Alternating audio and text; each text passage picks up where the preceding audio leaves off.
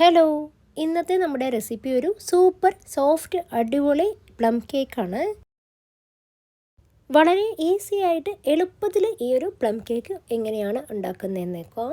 ഈ ഒരു വീഡിയോ കാണുന്ന സമയത്ത് നിങ്ങൾക്ക് ഇഷ്ടപ്പെടുവാണെങ്കിൽ അപ്പോൾ തന്നെ ഒന്ന് ലൈക്ക് ബട്ടൺ ഒന്ന് പ്രസ് ചെയ്യണേ. ആദ്യം നമുക്ക് ഇതിലേക്കുള്ള ഡ്രൈ ഫ്രൂട്ട്സ് ഒക്കെ ഒന്ന് സോക്ക് ചെയ്ത് വെക്കണം.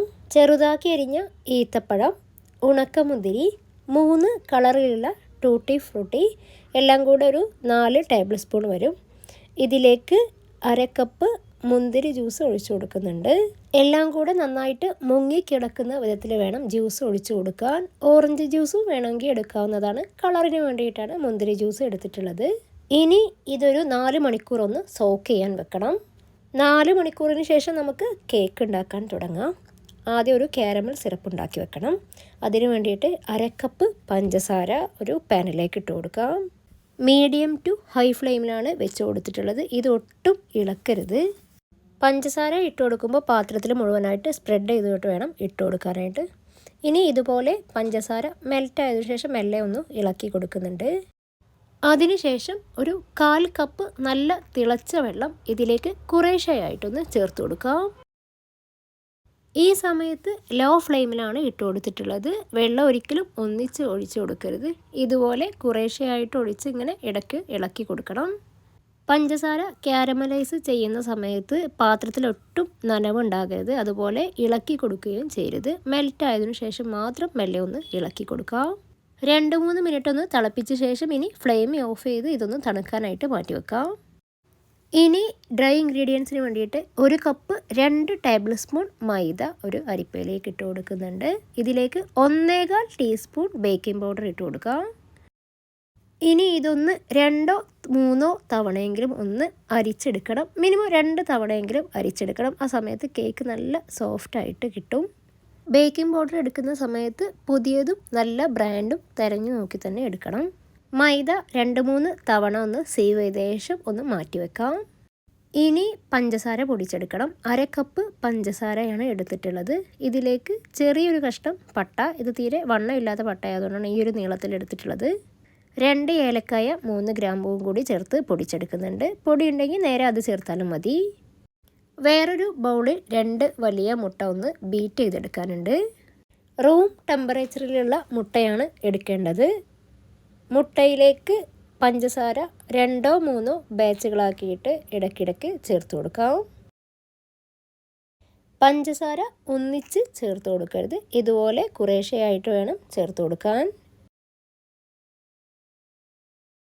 ഇപ്പോൾ മുട്ട നന്നായിട്ട് പൊങ്ങി വന്നിട്ടുണ്ട്. ഒരുപാട് ബീറ്റ് ചെയ്താൽ കേക്ക് നന്നാവില്ല. ഇനി ഇതിലേക്ക് 1/2 കപ്പ് ഓയിൽ ചേർത്ത് കൊടുക്കുന്നുണ്ട്. ഞാനിവിടെ സൺഫ്ലവർ ഓയിലാണ് യൂസ് ചെയ്തിട്ടുള്ളത്. നമ്മൾ നേരത്തെ തയ്യാറാക്കി തണുക്കാനായിട്ട് മാറ്റി വെച്ചിട്ടുള്ള കാരമൽ സിറപ്പിന് ഇതിലേക്ക് ചേർത്ത് കൊടുക്കാം. കാരമൽ സിറപ്പ് ചൂട് പോയി നന്നായിട്ട് ആറിയതിന് ശേഷം വേണം ഇതിലേക്ക് ചേർത്ത് കൊടുക്കാൻ. ഇനി ഇതിലേക്ക് മൈദ മിക്സ് ചെയ്തെടുക്കാം. മൈദ കുറേശ്ശെയായിട്ട് 3-4 ബാച്ചുകളായിട്ട് വേണം ഇതിലേക്ക് മിക്സ് ചെയ്ത് കൊടുക്കാൻ. ഓരോ തവണയും ചേർത്ത് കൊടുത്തതിന് ശേഷം ഇതുപോലെ കട്ട് ആൻഡ് ഫോൾഡ് രീതിയിൽ മാത്രം മിക്സ് ചെയ്തെടുക്കണം. ഒന്നിച്ച് ഇളക്കരുത്. കട്ട് ആൻഡ് ഫോൾഡ് രീതിയിൽ മെല്ലെ മെല്ലെ മിക്സ് ചെയ്ത് മുട്ടയുടെ പത പോകാത്ത രീതിയിൽ വേണം മൈദ ഇതിലേക്ക് ചേർത്ത് കൊടുക്കാൻ.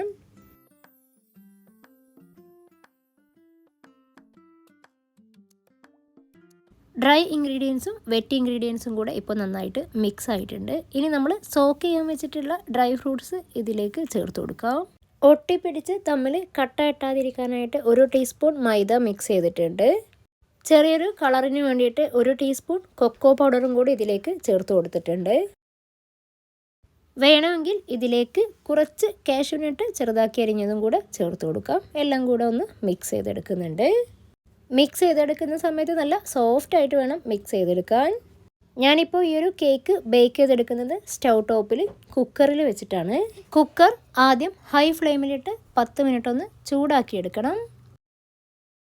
ഇനി ഇതിലേക്ക് 1 ടീസ്പൂൺ ഓയിലോ ബട്ടറോ നെയ്യോ ചേർത്ത് നന്നായിട്ടൊന്ന് ചുറ്റിച്ചെടുക്കണം. കുക്കറിൻ്റെ ഏകദേശം പകുതിക്ക് മുകളിലായിട്ടെങ്കിലും ചുറ്റിച്ചെടുക്കണം. ഇനി ഇതിലേക്ക് കേക്ക് ബാറ്റർ മുഴുവനായിട്ട് ഒഴിച്ചു കൊടുക്കാം. മുകളിലൊരു സാധാരണ അടപ്പ് വെച്ച് മുകളിൽ എന്തെങ്കിലും കനത്തിനായിട്ട് വെച്ച് കൊടുക്കാം. ആദ്യത്തെ 5 മിനിറ്റ് ഹൈ ഫ്ലെയിമിലും പിന്നീട് മീഡിയം ഫ്ലെയിമിലേക്കും ഇട്ട് കൊടുക്കാം.